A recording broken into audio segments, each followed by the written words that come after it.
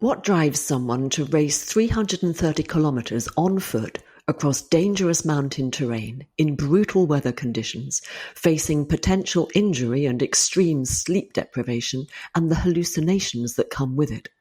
For my guest this week, it's about testing the gifts she's lucky enough to have been born with and living them to the full. Hello, I'm Sally Ann Airy, and welcome to Fearless Forward, the podcast that asks leaders how they face their fears. Today I'm in conversation with a woman who's redefined what it means to push personal limits to a level unimaginable for most of us, while also raising a family and building a rewarding life in the mountains.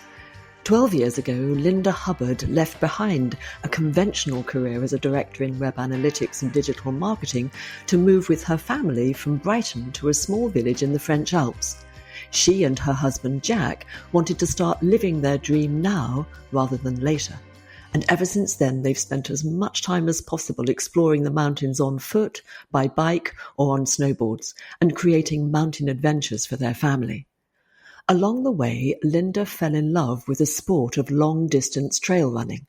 And over the years, she's progressed to longer and longer distances and higher climbs, from half marathons to marathons, and then on to ultra trail races. But last year, Linda did something even more extraordinary, which she describes vividly in this conversation. After 9 months of dedicated training, she competed in a hugely challenging mountain race in Italy's Aosta Valley. The race was 330 kilometers long, with a 24,000-meter climb. That's nearly 3 times the height of Mount Everest. At the heart of our conversation is the why and how of this extraordinary human endeavor, its mental, physical, emotional, and spiritual impact, and the role fear plays for Linda in all that.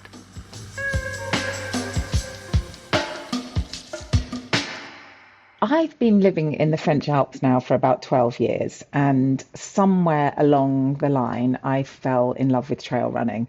The reason me and my husband moved here was because of a love for the mountains, and we together spent a lot of time exploring, whether that's snowboarding, mountain biking, on foot, and with our kids. But I think the running just sort of resonated with me, and I loved the feeling of freedom that trail running gave me, and the ability to explore was wonderful. As a kid, I loved cross country. I ran a lot as a kid. So I think maybe something like reconnected with my 13-year-old self, that I just felt at one on the trails. I absolutely loved it. So of course, what happened slowly, because I'd had young kids, I started entering trail races. So starting off very sensibly with 18K, which is often the sort of trail découverte here in France, building up the next year to 30K, the following year to 50K. And this, when you speak to trail runners, it's a little bit like that. You kind of get hooked in. So it's not an unusual story. There's joy in short trail races, but there was something about, oh, this is cool. I can explore more by going further. I'm getting fitter and stronger. I can see more of the mountains. And there's also the question of, wow, my body can do that. I'm capable. So yeah, I was on this journey of doing longer trail races each year. And I think I'd built up to sort of a 100-miler, which is 160 kilometers. And I was on holiday with some of the girls in Aosta, mountain biking. And you can't go. Aosta is the region in Italy that hosts the Tour de Géant, this big race. So the Aosta region, I absolutely love. It's beautiful. It's wild. The people are super friendly.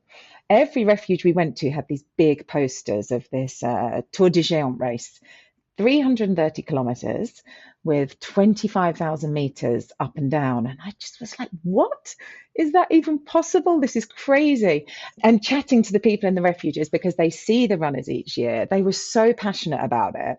It kind of, I think, a little spark, a seed was sown in my brain. And I think sometime maybe the next year, I kind of voiced that to Jack, my husband. But I've got 3 girls, and I kind of was also conscious that it can be a very time consuming and quite a selfish pursuit in some ways, because yeah, especially for a long race. So I was sort of said to Jack, this race looks amazing. But, maybe I should wait till the girls are older. And I really remember this chat. And Jack was just like, why wait? Why wait? You know, what better inspiration is it for the girls to see you following your dream? And I was a bit like, oh, I've got no excuse now. I've got the green light from him. And maybe I did need to hear it, but I think there's something about the mum's guilt or you know, I felt as if I was slightly concerned about maybe my focus as well, not just the time, but I knew it would be a really, really big challenge for me. But anyway, deep down, I knew that in my heart I wanted to do it. And so I signed up, and that was it. I was in. And that was sometime about 10 months before the race, which was last September. So, and I guess the why was I really wanted to see if it was possible. I just didn't, it seemed so unimaginable, over double what I'd ever done, managing multiple nights. I couldn't really get my head around it. But also a big driver for me was to discover the region of Aosta, because ultimately this race, it traverses the entire region, crossing 20 mountain cols. And I just thought, how cool to be able to do that on foot, under your own steam. I mean, that's incredible. You know, people walk those trails over weeks, and I could, you know, months even. And I thought, yeah, that would be incredible. So this is, you know, I know you hesitate to call yourself an elite sportswoman, Linda, but this is an elite race, isn't it? These are giants, the race of giants. My God. It's definitely not an entry level trail race. So I think, you know, they do look at, you know, yeah, you do need to have done some long mountain races before. I think you'd probably be a little bit nuts to sign up for it if you hadn't.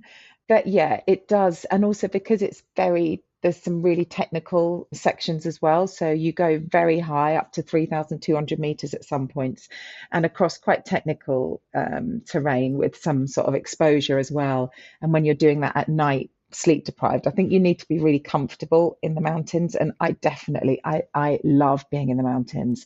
And actually that part of it was what drew me, the sort of technical terrain. And I really enjoy moving through that, and I knew that, which was great. But of course I knew that actually preparing myself, there's the physical element, so the training, which is really, really important. You need to be physically strong. And I had a wonderful coach that I worked with in Chamonix, someone called Chloe.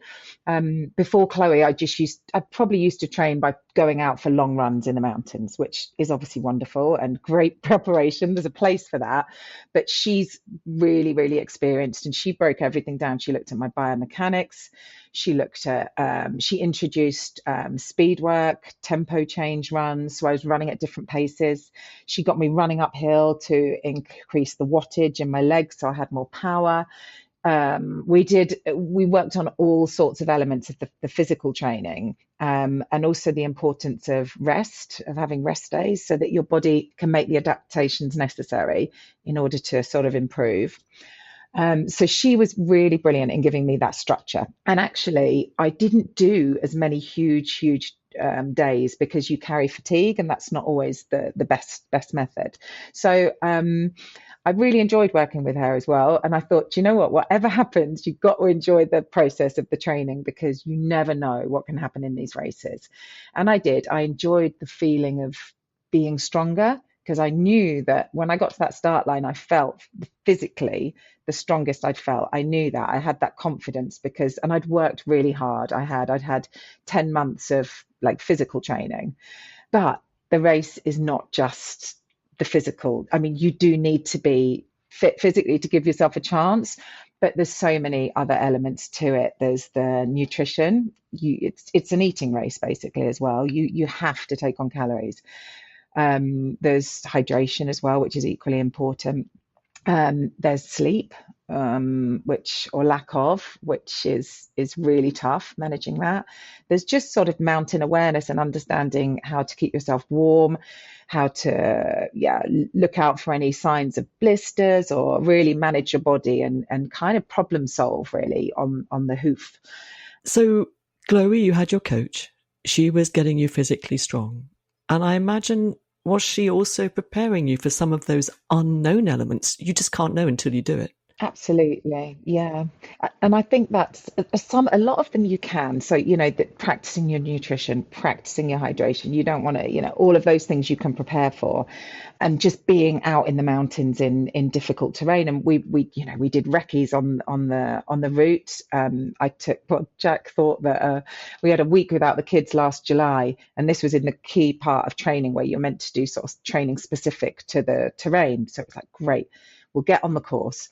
But the kids were away for a week in Brittany. So Jack maybe thought, oh, great, we've got a holiday without the kids. Maybe we'll go to the beach, a nice city break. And I was like, how about 5 days on the course? We'll go to another mountain place in Aosta and we'll run part of the course. But we had a brilliant time and we recce'd the most technical section of the route, which is really important because I think for me it was also dialing into the navigation, having confidence that even though it is a marked course, when you're tired, making sure that I had my GPS, I had all the trace on the GPS track on my watch, all of these elements.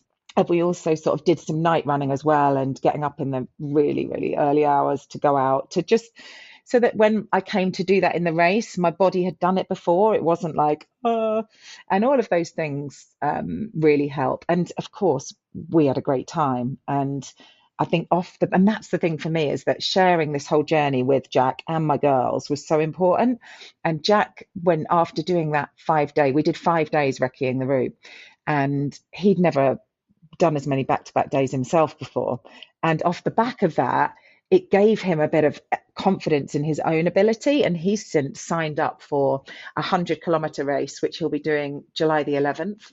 And I'm going to be crewing and supporting him with my eldest daughter, Elfie. So that was just another awesome thing to come out of it, that we had a great time together, but he also got a bit of inspiration and confidence in his own kind of fitness.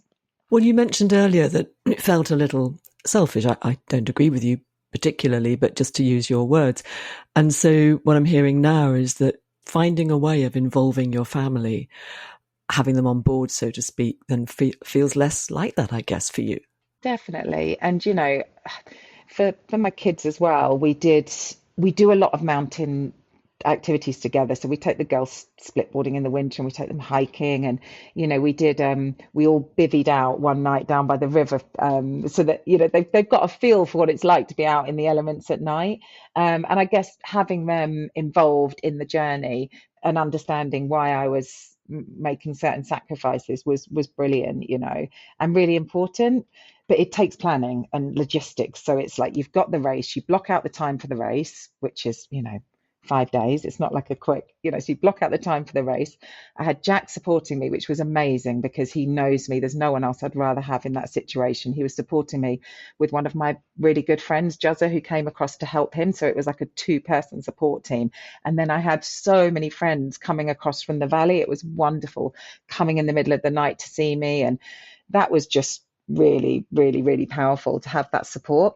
But also, my parents came over to look after my 3 girls, and they're 80 years old. So, they were basically doing probably a bigger endurance challenge than me that week, managing everything at home.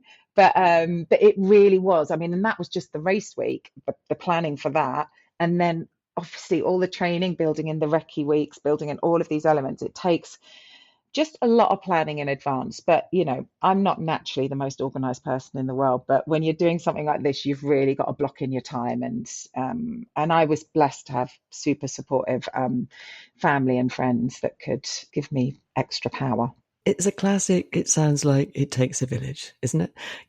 You're the one running the race. You're the one that has to have the physical, mental, emotional endurance to do that. And the value and support or the value of the support of all the people around you.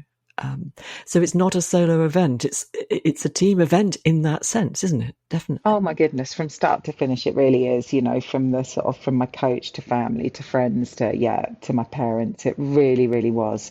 And that gives you kind of like, it gives you great strength, but you also you really want to do well as a result of that because you know that everybody else is really has invested as well. And of course, they're not doing it with any expectation, but you really want to do everyone justice as well as yourself, and make the best account of yourself in this situation. But I do remember getting to the start line And I kind of had, I put in so much, obviously, physical training and getting everything lined up. I felt this kind of sense of relief on the start line. I was like, oh my God, everything's in place, And I knew that everyone was working back here to look after the kids, help my parents, and everything was lined up. And I was like, okay, I've just got to look after me. Like, how hard can that be? And it was really hard. I do remember thinking, and I see a photo of me on the start line, and I'm like really buzzing and happy. I think because it's like, I'm here. I've made it. Because of course, you could, to get to the start line not injured, right? So much you've almost ticked off so much already. I can see my face now, and I'm like, oh, you didn't know what you had coming.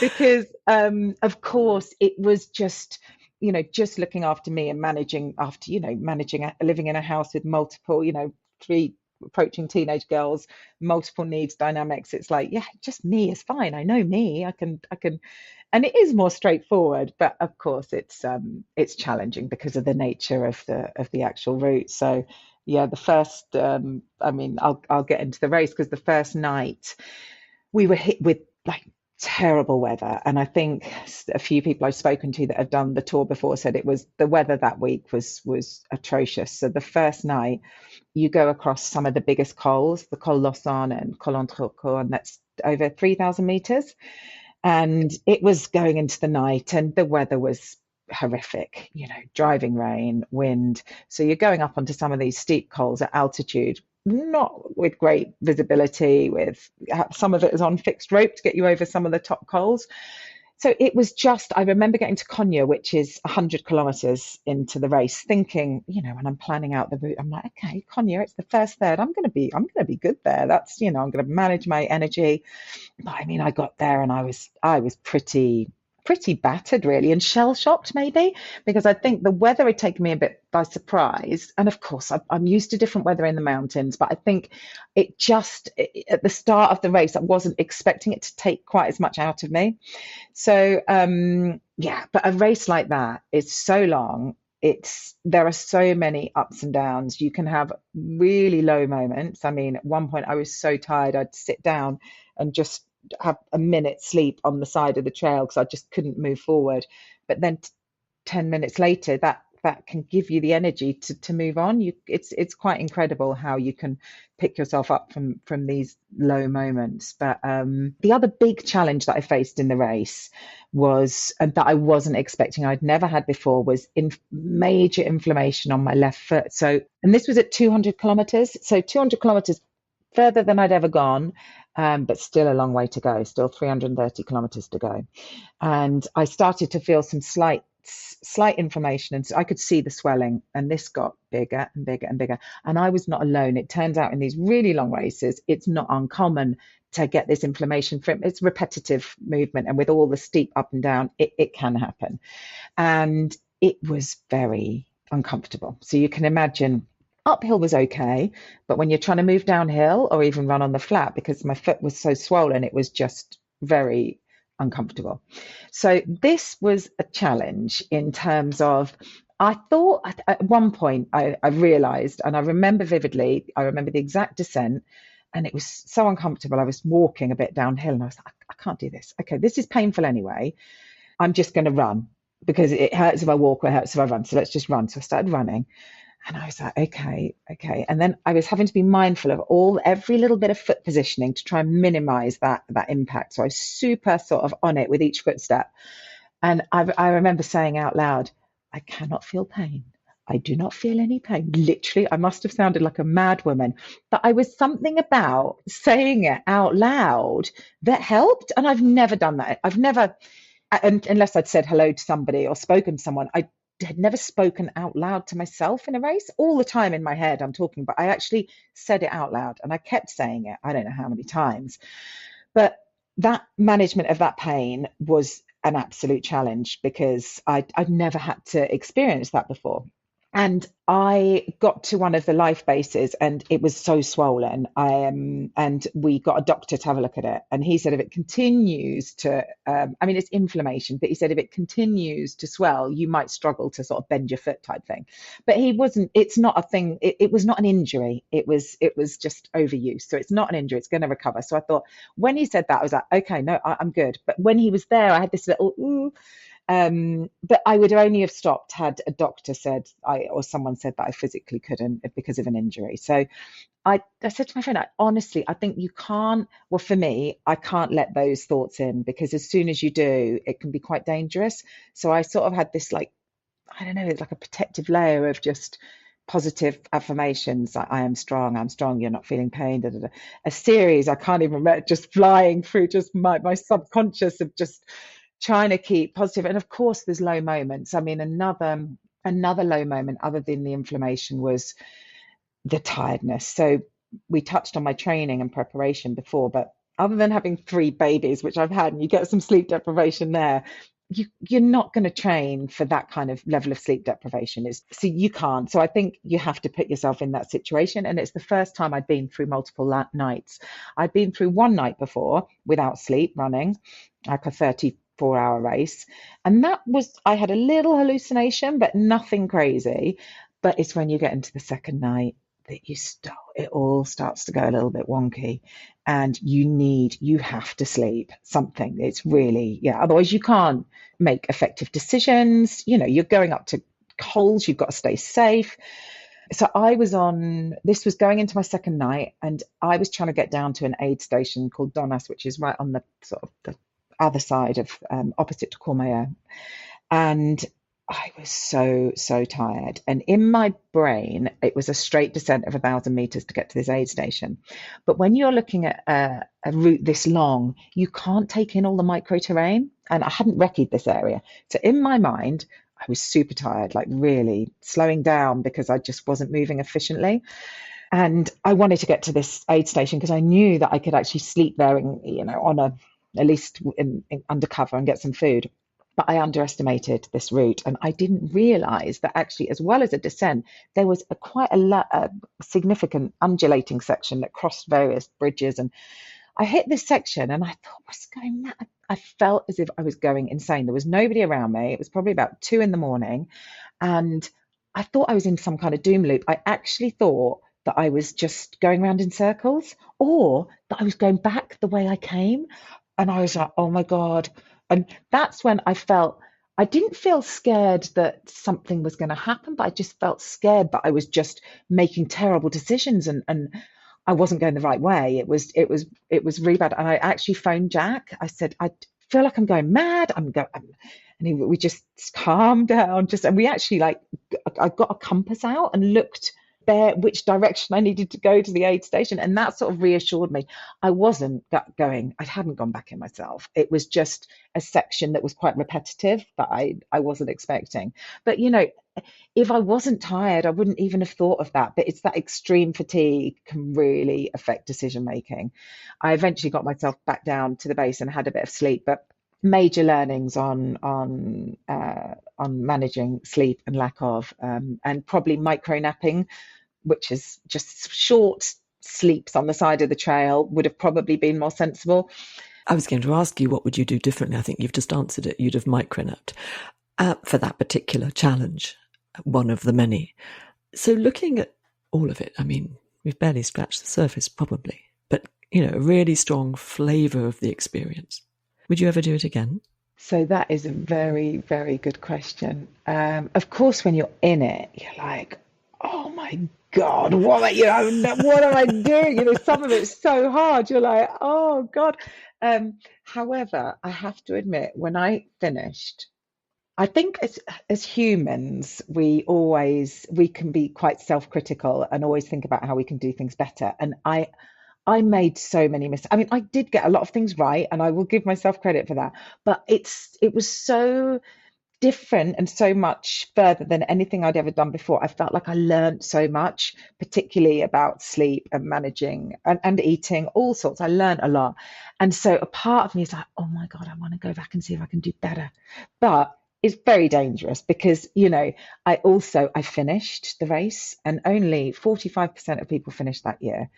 It's incredibly tough. And I mean, I didn't trip up once, 330 kilometers with an inflamed foot and only 5 hours sleep in 5 days. It's like, how did I not fall? I could, so many other things. If I was to go back with the learnings that I've got, I'm also aware, my coach was brilliant. She was like, the thing is, you could have so many other things thrown at you. It's not, you can't, if you go back, it's got to be because you want to do the race, not with an expectation that you want to do better. Because what is better, really? I mean, in some ways, it's such an adventure and a journey. And for me, the goal was to explore the region, which I did. So for a while after the race, I didn't want to sign up to anything else because also this year it was really important for me to be able to have a bit more capacity to support. Well, I'm supporting Jack in his race, and I wanted to be able to be the supporter. And if you're kind of racing a lot and focused, it's harder to be there in that capacity. So I don't feel like I need to race. I raced a lot as a kid, but I think there was something after this tour experience. And I mean, I felt so amazing afterwards that I did want another challenge. And so I did sign up and I will be doing in January next year, the Spine Race, which is in the UK, which is the Pennine Way. You go from the south to the north of the Pennine Way, and that's in winter and not marked. So there's a lot of navigation and other challenges. But I thought, that is me. I'll be able to go back to the UK, which since being in France, I've not done much of the UK. So that whole pull of England, and my parents live quite close to the middle of the course. So I thought that will be really nice. It'll pull me back there for some recce's, get some time with the family, and leave some blood, sweat and tears on some English trails. You mentioned at the end of this huge race, the race of giants, only 45% finished. And when you got to the end of it, such extraordinary feeling that most of us can't imagine because we haven't been there, but we can probably slightly picture it. And then when the dust settled, so to speak, were you able to fully congratulate yourself, fully celebrate this incredible achievement? Yeah, I think I sort of touched on when I finished. I mean, I have to say that feeling of crossing the finish line was incredible. But it didn't feel like just my finish line. It felt like, Jack's, my parents, the kids, and all my friends that had come to support me. It really, it is such a team effort. It was so lovely sharing that feeling with everybody.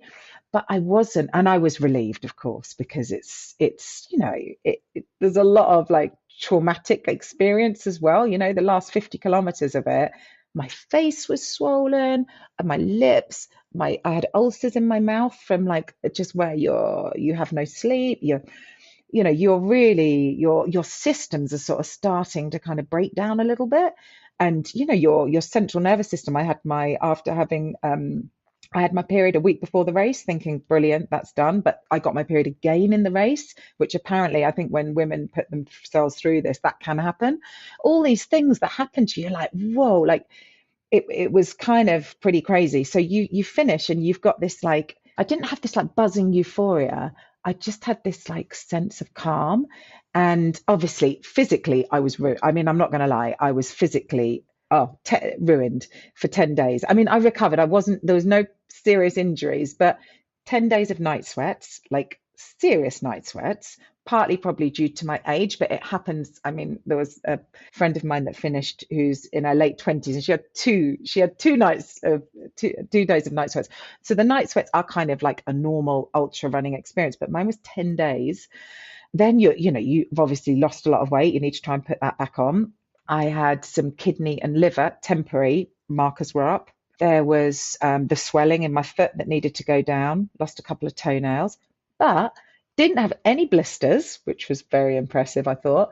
And I had, I think, about a month of like Zen, like total mental calm. And I know how important meditation is to you, Sally Ann. And for me, it was like I'd been on a 5-day day and night meditation retreat because I was so mindful literally of every step that, because I think that's why I had this sort of sense of calm. And obviously also from the feeling of, I think, achieving a goal for sure, but combined with this like crazily mindful 5 days, that blew me away, the sense of like calm. I mean, Jack was like, wow, you are like nothing fazed me. It was like, oh my God. Well, I mean, it did strike me when you were talking earlier that it was a mental training, wasn't it? My goodness. Listening to your thoughts, noticing the fears, noticing the doubts, self-doubt. Not much, but, some. And telling yourself and saying out loud almost what your mind and body needed to hear in order for you to be able to continue.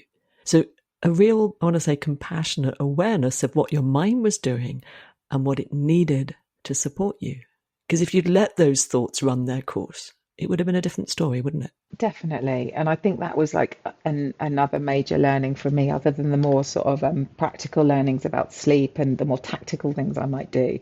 That was like a major learning, is like, oh my God, our body, our mind is so powerful in controlling our thoughts and our perceptions of what's going on, because the last col in the Tour de Géant is called the Col Malatra, and we actually crossed that in snow because a snowstorm had come in. It was the last col. But by the last 24 hours of the race, or the last day, I almost stopped feeling the pain in my foot, which is crazy because you looked at it and it was getting more swollen. I couldn't even, my support team was trying to get me socks because my socks kept cutting into it. It was awful. So they were trying to provide me with socks that I could actually wear.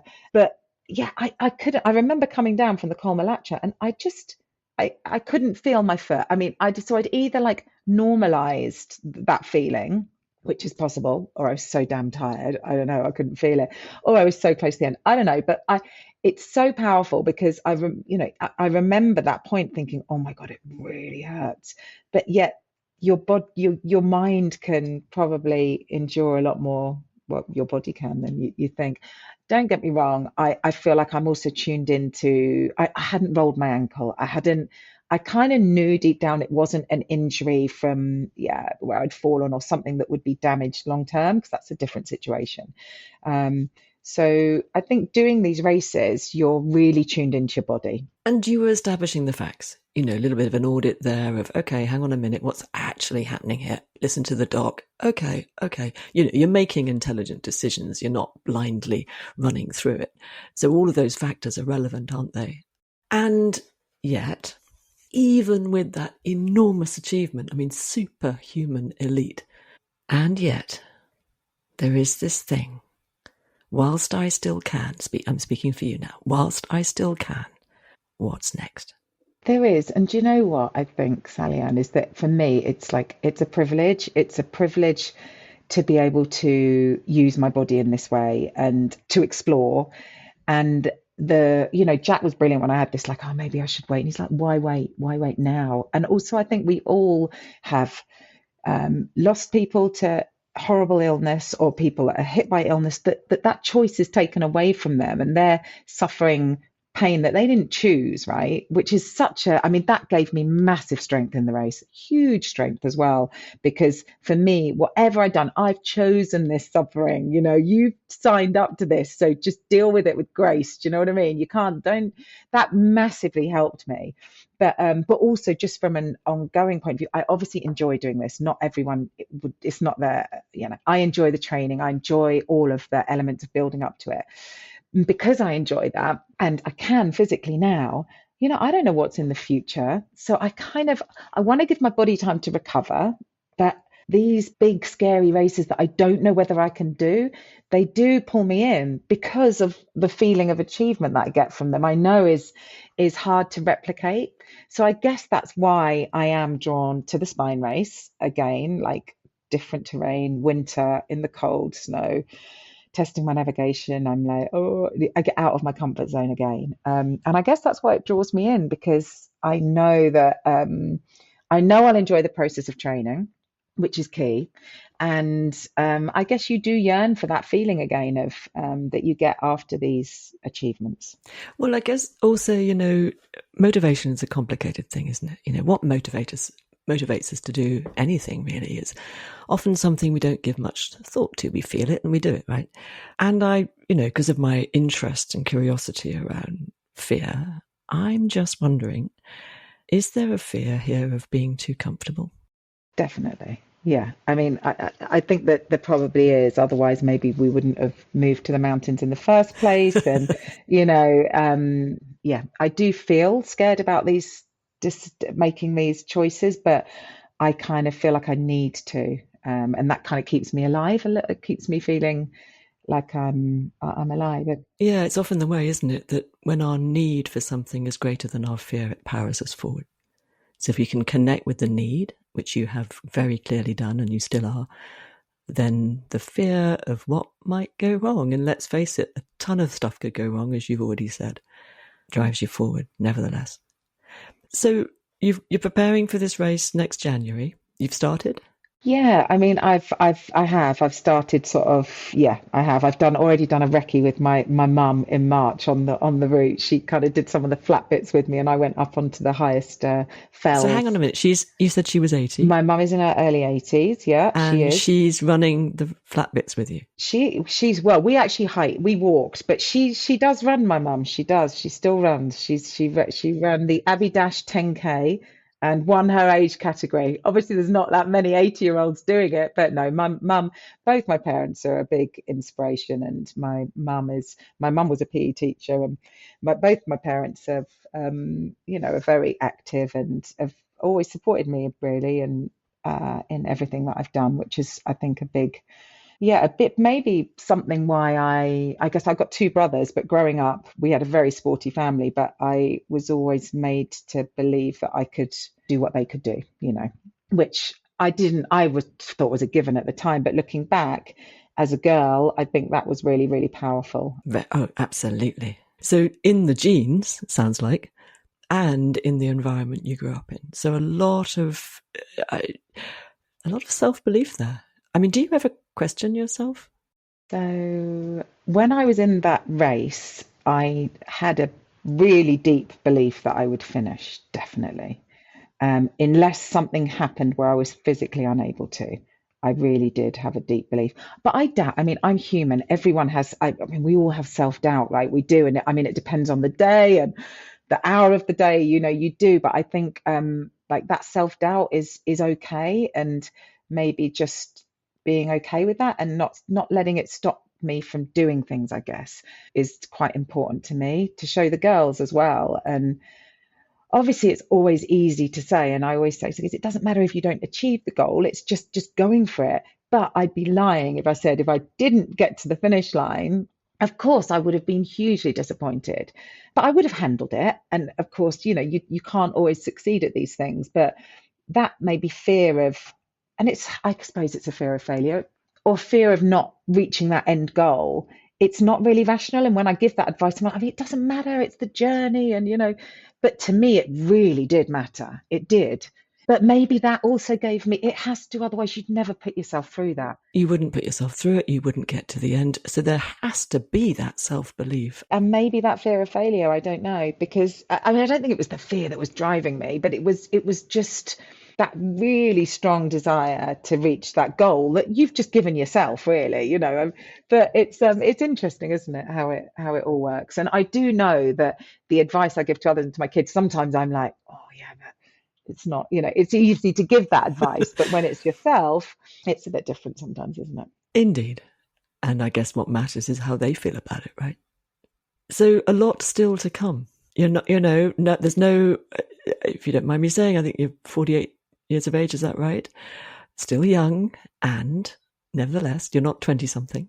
So, but still young. And, personally speaking for myself, I feel I've got stronger and stronger rather than the other way around. But, probably more attuned and listening to my body and so on.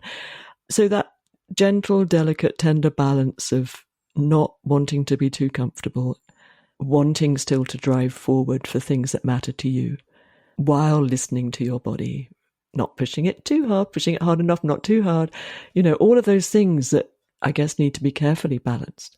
So when you think about the rest of your life, and maybe for the moment you're just focusing on the race next January, but when you think forward, what does fearless forward mean to you, Linda? Yeah, it's a really good question, actually, because I mean, we've touched on it a bit already, that fear, of course, is like a totally normal and probably healthy emotion if you want to grow and move forward.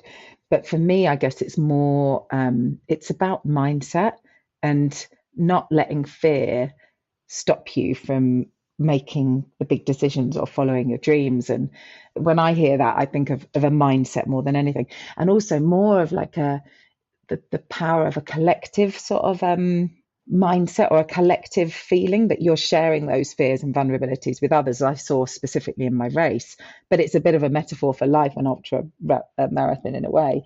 But actually, I saw that the power of that sort of collectivity, when you're sharing those fears, can give you these superpowers as well, because I don't think I would have achieved that on my own. So there's something in, maybe mindset and the sort of sharing of our fears as well. And hopefully also sort of chatting. And I do sometimes think that as a woman, sometimes we can be a bit harder on ourselves, and sometimes women stop, the fear will maybe stop them sooner than it will with men. And this is a bit of a sweeping statement, of course, it's not always the case, but from my experience chatting to women in my that can sometimes be the case. So I guess it's about talking about these fears as being okay and normal, and just doing it anyway. And by talking about that, then hopefully that will give us all more collective kind of strength to do the things we want to do. And I mean, God, it doesn't have to be running 330 kilometers around a mountain.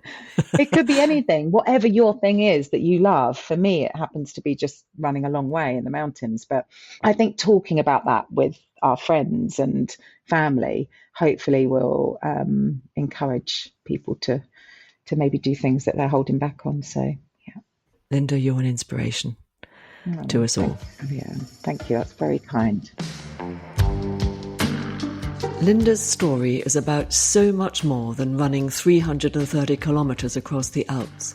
It's about how you prepare for something way beyond your previous limits, and what happens when fear, fatigue, and doubt catch up with you. Here are the 5 lessons I'm taking from this conversation. Prepare for the knowns and the unknowns. Share your fears before they harden into obstacles. Choose your team well. Guard your mental filters, and don't let guilt or comfort keep you from your own start line. Linda's first hurdle was mum guilt. The feeling that such a big goal was selfish. What tipped her into action was her husband's simple question, why wait? To prepare for her big race, she trained her body and her mind, navigating in darkness and noticing how fatigue changed her thinking, so that when swelling, pain, and hallucinations arrived, she was able to assess the evidence, notice her thoughts and fears, and choose her response. Repeating aloud, I am strong, I can't feel pain, filtered out unhelpful thoughts. Family, friends, and her crew all played their part too, and their shared investment made her want to do them justice, just as in leadership, people push themselves harder when the goal is shared. And when we share our fears with others, says Linda, they can be dismantled and even turned into fuel. Big, risky challenges keep Linda feeling alive, and she's very aware that she gets to choose the suffering they bring, unlike many others who don't. Thank you for listening. Fearless Forward is edited and produced by Mark Steadman. I'll be back with you in 2 weeks for our next conversation about how leaders have faced their fears. To be sure of catching it, go to fearlessforward.org or subscribe to my weekly bulletin at skillfulleaders.com.